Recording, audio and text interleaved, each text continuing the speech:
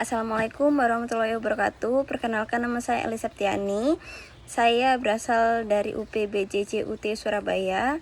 Di matkul kewirausahaan produk pangan ini saya akan mempresentasikan hasil produk pangan yang saya jual.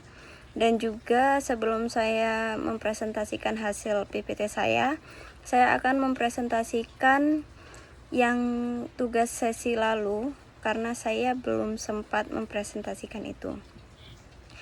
Sedikit menjelaskan, saya mengambil usaha rice bowl yang dimana saya mengambil konsep itu dengan aneka sambal, dijual dengan harga rata 12.000. Namun untuk saat ini yang paling menonjol di nasi ayam katsu sambal korek.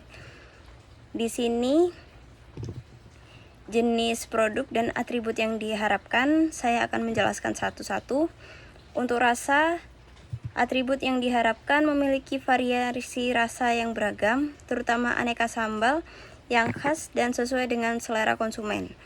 Untuk tekstur, nasinya pulen, ayam juicy, crispy, serta sambal yang pedas dengan tekstur sedikit halus, jadi tidak terlalu halus dan tidak terlalu kasar.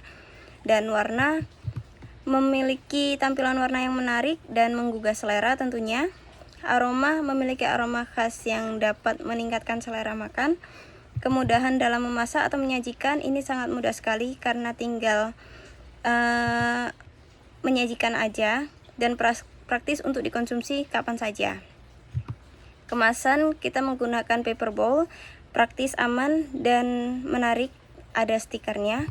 Kemudahan memperolehnya, dapat diperoleh melalui online. Untuk saat ini hanya available PO.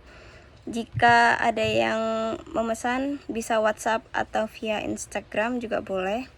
Dapat diolah berbagai jenis makanan. Untuk saat ini masih belum bisa, tapi kedepannya saya harap ada beberapa variasi baru dan mencantumkan izin BPOM halal, HACCP, dan lain-lain di kedepannya supaya menjaga keamanan pangan produk. Untuk kisaran harga, memiliki harga terjangkau bagi pelajar dan mahasiswa. Saya mematok harga sekitar 12.000. Masa simpan ini tidak dapat lama ya, karena harus langsung dikonsumsi supaya dapat kualitas produk yang bagus. Setelah itu, rencana usaha rice bowl, bisnis model canvas, saya akan sedikit menjelaskan.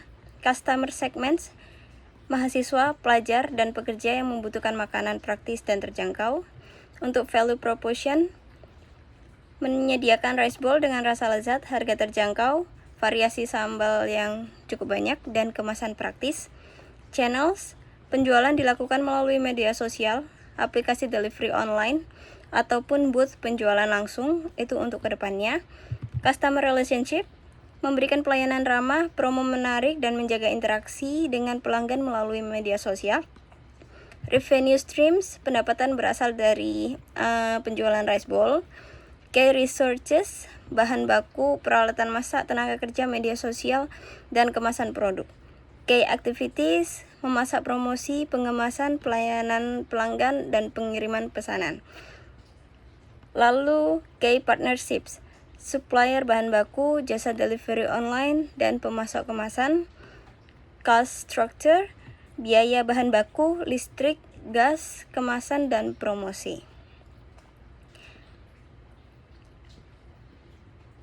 Dan sekarang saya akan menjelaskan PPT yang sudah saya buat.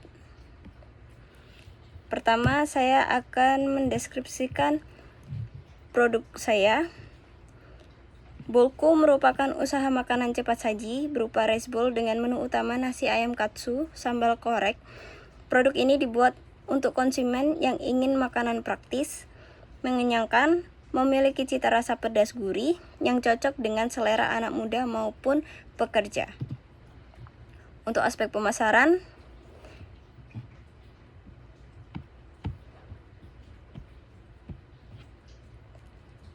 Strategi pemasaran yang digunakan oleh Bolko yaitu promosi melalui media sosial seperti Instagram dan TikTok, menggunakan foto dan video produk yang menarik, memberikan promo pembelian di awal pembukaan usaha, menjual produk melalui aplikasi online food delivery, menargetkan mahasiswa, pekerja, dan masyarakat sekitar.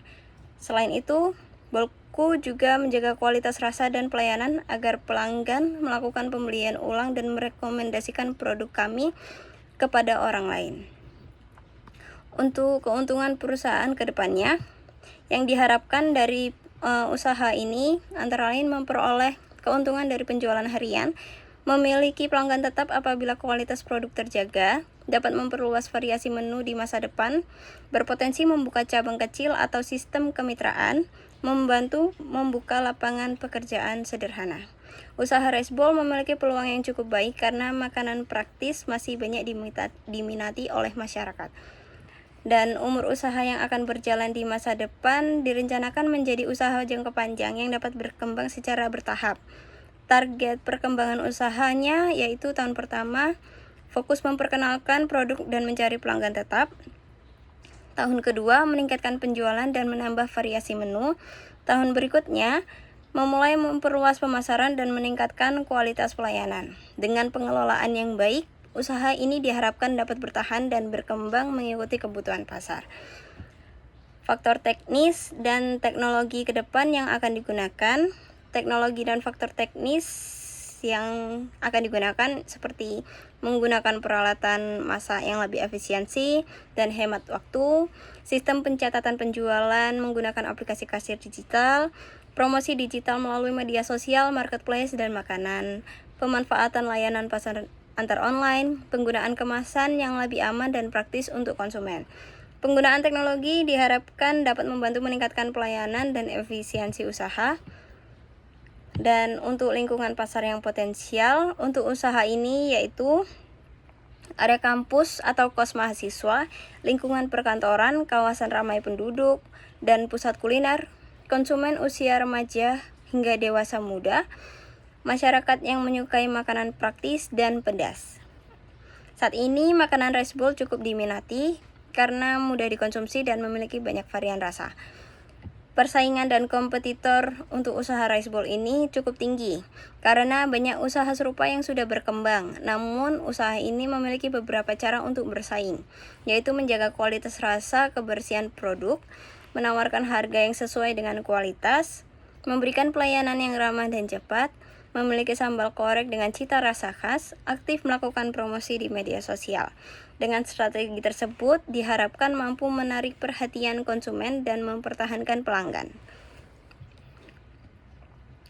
Dampak faktor lingkungan terhadap usaha di kedepannya, seperti kenaikan harga bahan baku, ayam dan beras, biasanya seperti itu, perubahan tren makanan di masyarakat, kondisi ekonomi yang mempengaruhi daya beli konsumen, persaingan usaha kuliner yang semakin meningkat, kebersihan lingkungan usaha yang mempengaruhi kenyamanan pelanggan.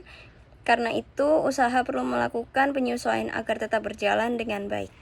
Beberapa faktor legal yang perlu diperhatikan dalam usaha ini yaitu memiliki izin usaha UMKM, menjaga standar kebersihan dan keamanan pangan, menggunakan bahan baku yang layak konsumsi, mengurus sertifikasi halal apabila usaha berkembang lebih besar, mematuhi peraturan pajak dan perizinan usaha yang berlaku. Faktor legal penting agar usaha dapat berjalan secara aman, terpercaya, dan lebih profesional. Sekian presentasi dari saya ucapkan terima kasih. Wassalamualaikum warahmatullahi wabarakatuh.